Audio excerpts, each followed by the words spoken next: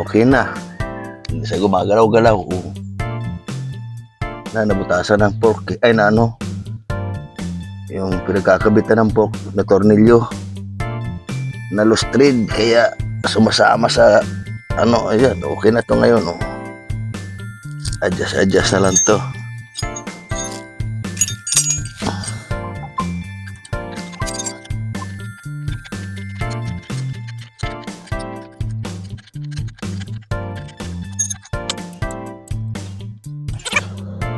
Okay na ang aking clutch fork. Nakuha ko rin. O, tingnan mo, ang layo na. Oh. Talagang dumikit naman dito. O, walang problema yan.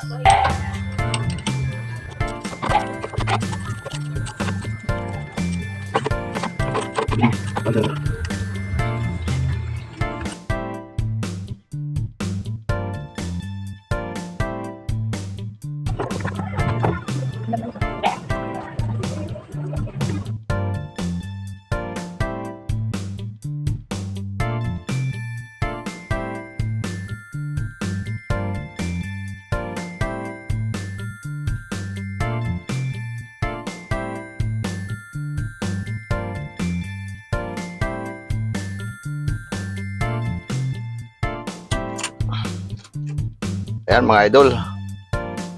Sa wakas, tapos din. Titistingin natin ito mga idol. Hintar mo natin na matagal-tagal kasi halos 3 araw din itong ginawa.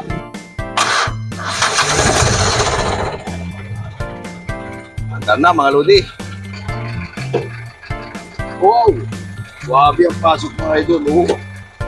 Oh. Wow! Wow! Kwarta, quinta, kwarta. Walang mga sabit mga idol. Atras. Ano wala sabit ang truck? Tingnan natin.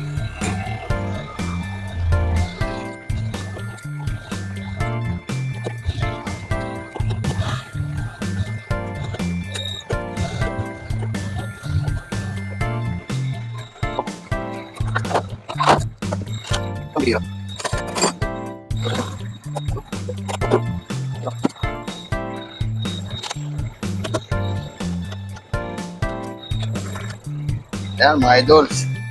Siyempre, hindi mawawala itong ating pangmalakasan na screw.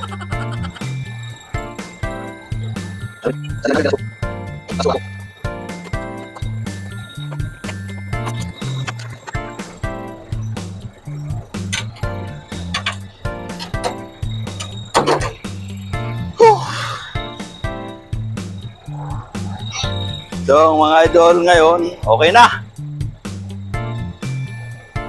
Ang pagmamaneho kasi, lalo na pag driver ka, kailangan talaga kahit paano may alam ka sa ano. Mga trouble, yung mga ganito lang na mga gawain, kung kaya ng driver na lang gumawa. Lalo na kung sarili mo ang sasakyan. Ay kung nakiki-boundary, siguro, ang ano na lang yan, parang tulong mo na lang sa may-ari ng jeep, ikaw na rin gumawa kung kaya mo namang gawin. Kasi kung lahat ng sira, ultimong pagbaklas ng gulong, ipapagawa ko pa sa ibang tao. Walang mangyayari, kawawang operator natin mga idol. Lalo na pagka ganito ang sakyan natin, ma-maintenance na. Importante rin sa driver talaga, kahit paano may alam sa trouble. Okay. Okay na. Testing uli. Ahaba natin mga idol ang ating pag-testing.